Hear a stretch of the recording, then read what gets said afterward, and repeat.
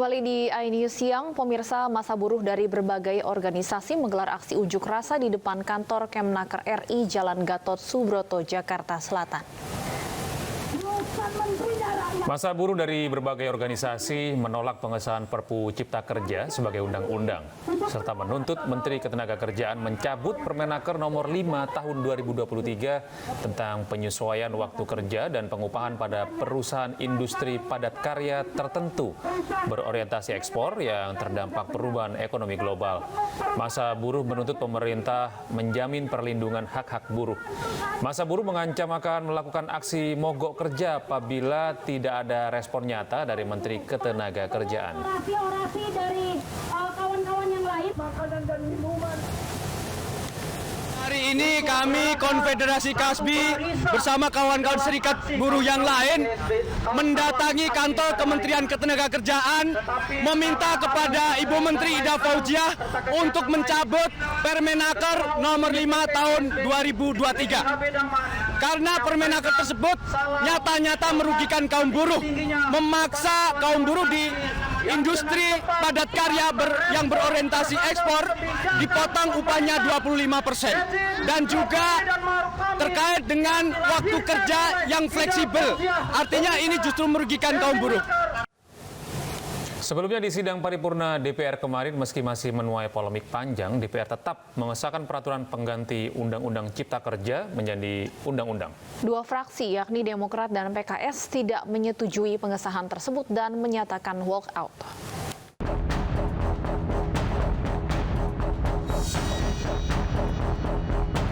Dewan Perwakilan Rakyat Republik Indonesia resmi mengesahkan rancangan undang-undang tentang penempatan peraturan pemerintah pengganti undang-undang Perpu Nomor 2 Tahun 2022 tentang Cipta Kerja menjadi undang-undang.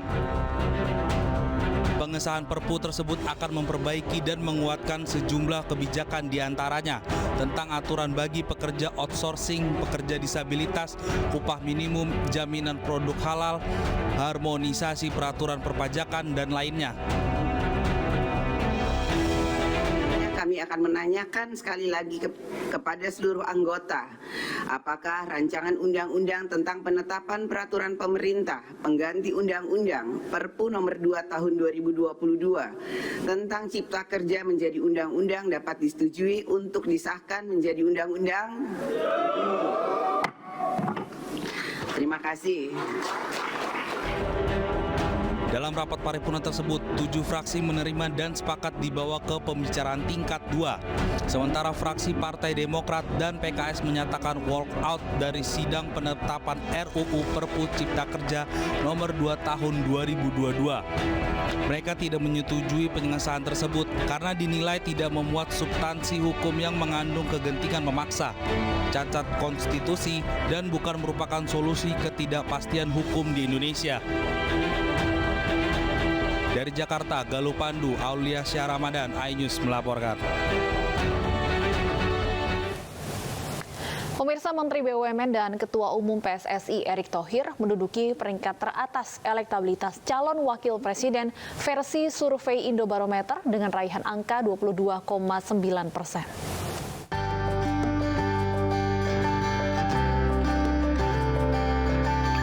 Lembaga Survei Indobarometer merilis hasil survei pemilu 2024, konstelasi, variabel penentu, dan pemenangnya. Survei yang digelar di 33 provinsi ini untuk mengetahui konstelasi dan peta kekuatan para capres-cawapres dan juga partai politik di tahun 2024. Survei Cawapres Menteri BUMN yang juga Ketua Umum PSSI Erick Thohir menempati posisi pertama dengan 22,9% suara.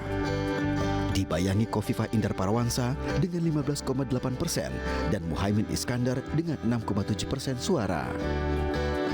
Survei Indobarometer melibatkan 1.230 responden pada rentang waktu 12 hingga 24 Februari 2023. Survei disebut memiliki tingkat kepercayaan 95% dengan margin error kurang lebih 2,9%. Tim Liputan iNews melaporkan.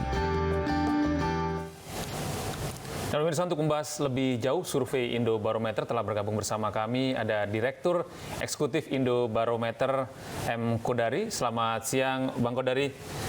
Selamat siang, Gede dan Stefani.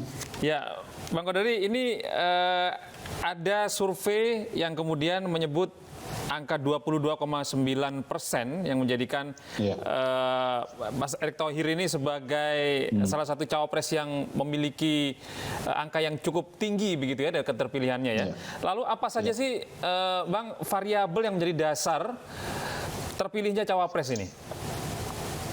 Pertama, kalau lihat dari hasil survei ya, yang muncul dari hasil survei, Pak Erick ini menjadi salah satu menteri dengan kinerja yang bagus menurut survei responden. Jadi kami punya pertanyaan, sebutkan satu nama menteri yang menurut Bapak Ibu Saudara kinerjanya bagus. Itu nomor satu Pak Prabowo Subianto 12,4%, kemudian yang kedua Erick Thohir 9%, lalu menyusul Sandiaga Uno, Risma dan Sri Mulyani serta nama-nama yang lain begitu. Jadi salah satu sebab kenapa Pak Erick itu jadi nomor satu ya salah satunya karena kinerjanya dianggap bagus ya. Dan memang selama ini kan sebagai Menteri BUMN Pak Erick ini sudah mendorong Kementerian BUMN dan BUMN untuk bisa mencapai tingkat keuntungan yang kemudian terus meningkat ya. Di sisi yang lain kita lihat juga ada beberapa kasus seperti adanya mafia dan penyalahgunaan di Jiwasraya itu ditindak dengan tegas dan bukan cuma sekedar ditindak tegas pelanggarannya, tetapi uang nasabah coba dikembalikan oleh Menteri BUMN Erick Thohir. Jadi kelihatannya ini diapresiasi oleh masyarakat. Di sisi yang lain kita lihat Pak Erick juga kan punya beberapa aktivitas lain yang menurut saya akan menimbulkan dukungan dari kelompok-kelompok masyarakat. Misalnya Pak Erick ini adalah anggota Banser, kemudian menjadi ketua panitia ulang tahun ke-100 Nahdlatul Ulama, dan Nahdlatul Ulama itu adalah ormas yang besar di Indonesia. Jadi ya tentunya ini menjadi istilahnya exposure tersendiri bagi Pak Erick Thohir. Dan selain nama Erick Thohir juga ada nama Bu Khofifah dan Muhaimin Iskandar ya alias Caimin di sana. Bagaimana sebenarnya Bang kronologinya hingga mengerucut pada 3 nama ini? Ya, sebetulnya kita surveinya ada 5 nama ya. Ada Pak Erick, ada Bu Khofifah, ada Muhaimin. Tadi tidak muncul di layar itu ada Puan Maharani dan ada Pak Hairul Tanjung. Pertimbangannya begini, kami sudah tidak mensurvei banyak nama lagi karena ini sudah tinggal sekitar 6 bulan menuju pendaftaran. Jadi saya kira kita sudah harus mulai istilahnya mengerucut dengan nama-nama yang memang punya potensi untuk maju sebagai calon. Nah, kacamata untuk mencari calon itu menurut saya harus dilihat dari kacamata calon presiden ya. Tentunya kita cuma bisa mencoba membaca ya kebutuhan dan kepentingan dari calon presiden. Pertama, kalau kita bicara Pak Prabowo misalnya, Pak Prabowo itu partainya sekarang berkoalisi dengan PKB ya, Gerindra dan PKB. Karena itu tentu layak dipertimbangkan bahwa Muhaimin sebagai ketua umum PKB akan maju sebagai calon. Tetapi kan kita melihat ini tidak kunjung dideklarasikan begitu. Dan Pak Hasim sendiri sebagai adiknya Pak Prabowo juga pernah keluar statement sejenis begitu. Dan belakangan kita lihat Pak Prabowo itu banyak main ke Jawa Timur dan sering ketemu dengan Bu Khofifah gitu. Jadi ya kita melihat bahwa selain Muhaimin, nama Khofifah kelihatannya nama yang dipertimbangkan secara serius oleh Pak Prabowo. Lalu untuk Pak Ganjar ini paling sering kelihatan bersama-sama dengan Pak Erick Thohir ya, baik hanya mereka berdua maupun katakanlah bersama dengan Presiden begitu. Jadi kita melihat tanda-tanda bahwa ya Ganjar dengan Erick ini kelihatannya pasangan yang kira-kira dekat lah satu dengan yang lain. Chemistry-nya dapat gitu Pak ya? Kira-kira begitu. Nah yang ketiga yang menarik sebetulnya Pak Anies ya. Pak Anies ini kan masih jomblo nih sekarang, padahal partainya udah 3 begitu. Ada usulan dari Demokrat Pak AHY, tapi ada usulan juga dari PKS Ahmad Heriawan gitu. Nah biasanya kalau ada 2 nama seperti ini dari 2 partai, akhirnya nanti yang jadi itu calon yang ketiga. Nah karena itu saya mencoba berpikir dan melihat siapa kira-kira nama yang bisa diterima oleh Partai Demokrat dan PKS ya. Dan itu muncul nama Hairul Tanjung karena Pak CT ini dekat dengan SBY, dekat dengan Demokrat, dan sekaligus juga dikenal dekat dengan PKS. Jadi ya barangkali kalau Pak Heru maju, dua-duanya nggak keberatan. Ya, jadi menurut saya sih kita sudah harus mengerucut, dan ya dari kacamata kami sementara mengerucutnya 5 nama ini, dan 5 nama ini yang kita survei, dan hasilnya adalah Pak Erick yang paling tinggi. Ya, baik. Pak, Bang, ini Erick Thohir ini kan menempati posisi teratas nih versi pertanyaan tertutup, dan jika Pilpres dilaksanakan hari ini, apakah ini artinya Erick Thohir adalah cawapres top of mind di masyarakat? Kalau saya melihat begini, ini semua masih sangat-sangat dinamis ya. Tetapi kalau kita bicara calon wakil presiden, sesungguhnya elektabilitas itu hanya salah satu calon saja, hanya salah satu variabel saja. Kalau saya mencatat ada 4 variabel sebetulnya yang menjadi pertimbangan wakil presiden oleh calon presiden. Pertama tentu elektabilitas. Pasti calon presiden mau berpasangan dengan wakilnya yang punya elektabilitas yang tinggi. Betul. Yang kedua itu adalah bisa membawa partai politik atau dukungan partai politik, karena ada syarat kursi untuk melakukan pencalonan, dan Pak Erick itu sering disebut-sebut dan didukung di 2 partai kalau saya lihat ya. Pertama PAN, yang kedua itu P3, kemudian yang ketiga memiliki sumber daya atau logistik yang besar, dan kalau Pak Erick orang tidak mempertanyakan lagi, dan yang keempat yang sangat-sangat subjektif adalah soal kecocokan pribadi ya, kecocokan pribadi. Nah, calon wakil presiden yang memenuhi 4 kriteria ini adalah calon yang paling ideal begitu. Walaupun jarang ya ada calon yang bisa memenuhi 4 syarat sekaligus, dan karena itu biasanya calon presiden itu akhirnya punya titik tekan pada 1 atau 2 aspek tertentu saja yang berbeda-beda kebutuhannya antara satu calon presiden dengan calon presiden yang lain. Kasus Pak Anies misalnya, partai politiknya udah cukup ya. Jadi sekarang apa sih kebutuhannya? Mungkin beliau akan mencari yang elektabilitasnya tinggi, atau yang mencari yang cocok secara pribadi dengan beliau begitu. Pak Prabowo partai dipenuhi oleh Muhaimin, tidak oleh Khofifah, tapi Khofifah punya elektabilitas tapi tidak partai. Nah, ini menjadi dilematis bagi Pak Prabowo. Baik, Bang Kodari, bagaimana kemudian dengan nama-nama lain seperti Sandiaga Uno dan Ridwan Kamil yang sebelumnya juga sempat muncul sebenarnya di beberapa hasil survei? Kalau Ridwan Kamil saya lihat beliau akan sulit maju ya, karena balik lagi ya, beliau ini siapa yang akan mendukungnya? Beliau sekarang udah bergabung di Partai Golkar, sementara di Partai Golkar itu prioritas adalah Pak Erlangga. Pak Erlangga sekarang calon presiden ya, apa Ridwan Kamil mau dijadikan wakil Pak Erlangga? Rasanya enggak gitu ya, nggak mungkin karena Golkar nggak cukup. Yang kedua, kalau misalnya Pak Erlangga nggak capres, tentunya jadi cawapres gitu, dan artinya di situ ruang Ridwan Kamil juga kembali akan tertutup gitu. Saya melihat Pak Ridwan Kamil ini maju ini masuk Golkar ini lebih kepada mengamankan tiket menuju Pilkada 2024. Kalau untuk AHY seperti apa Pak Kodari?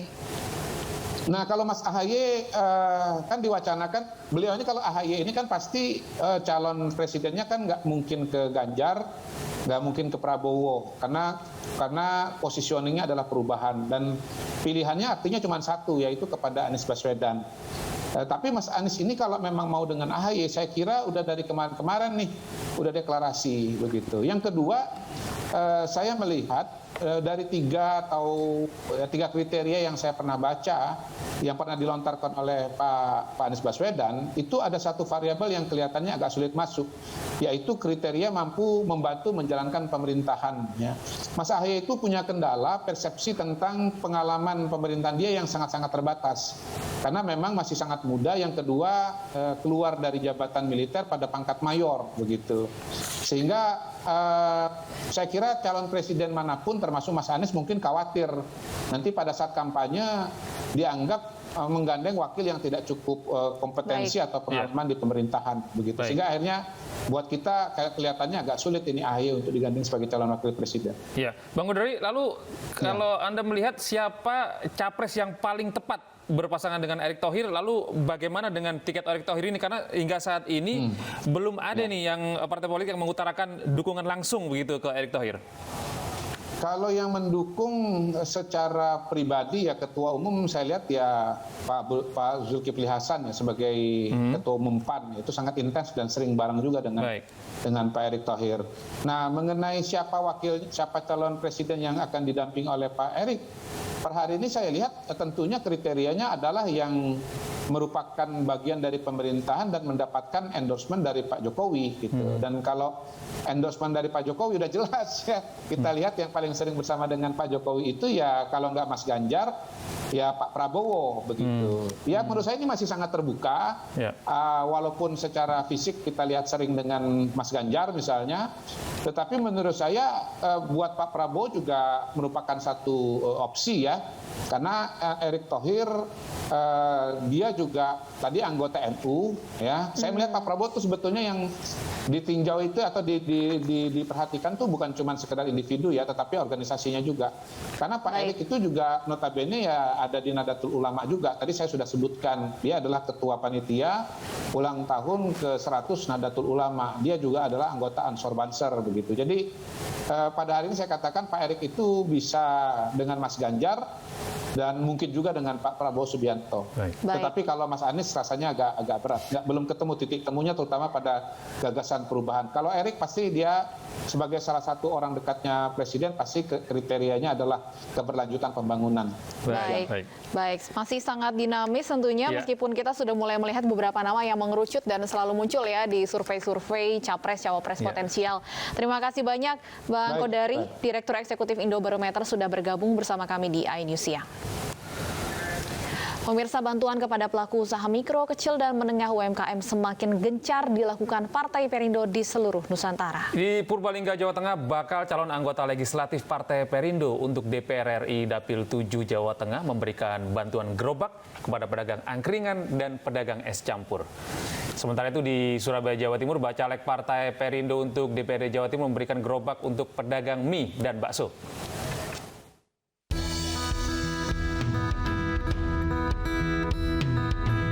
Dua pedagang kecil di Purbalingga, Jawa Tengah mendapat bantuan dari Partai Perindo. Pedagang angkringan dan es campur ini diberi bantuan gerobak dari Ken Ragil Turyono, bakal calon anggota legislatif Partai Perindo untuk DPR RI Dapil Jawa Tengah 7 di kantor sekretariat DPD Partai Perindo Purbalingga. Ken Ragil yang juga menjabat sebagai Wasekjen DPP Partai Perindo berharap bantuan gerobak Perindo bisa meningkatkan kesejahteraan pedagang kecil. Alhamdulillah saya ucapkan terima kasih kepada Perindo karena Partai Perindo sangat peduli dengan usaha kami. Ini salah satu bukti kinerja Partai Perindo yang peduli terhadap UKM dan bagaimana membantu UKM meningkatkan pendapatan mereka sehingga dapat menciptakan kesejahteraan. Sementara itu di Surabaya, Jawa Timur, Gunawan, bakal calon legislatif dari Partai Perindo untuk DPRD Jatim, memberikan gerobak kepada Herianto, pedagang mie ayam warga Jalan Solo Tigo, Kelurahan Tembok Dukuh, Bubutan, Surabaya. Ya, dengan ada gerobak baru ini karena paling tidak punya level dari Perindo ini orang akan semakin mengenal. Ya, karena kalau kita ngomong Perindo, masyarakat akan mengingatnya sebagai gerobak Perindo, sebagai branding. Nah, karena itu kami terus mensupport UMKM Indonesia dan wujud memberikan bantuan gerobak Perindo pada masyarakat pelaku UMKM. Pemberian gerobak oleh para kader partai bernomor urut 16 ini menjadi simbol keberpihakan dan peduli rakyat kecil untuk meningkatkan kesejahteraannya. Tim Liputan iNews melaporkan. Umat Hindu Bali hari ini merayakan Hari Raya Nyepi Tahun Baru Saka 1945. Kami hadirkan informasinya langsung dari Bali usai jeda berikut ini.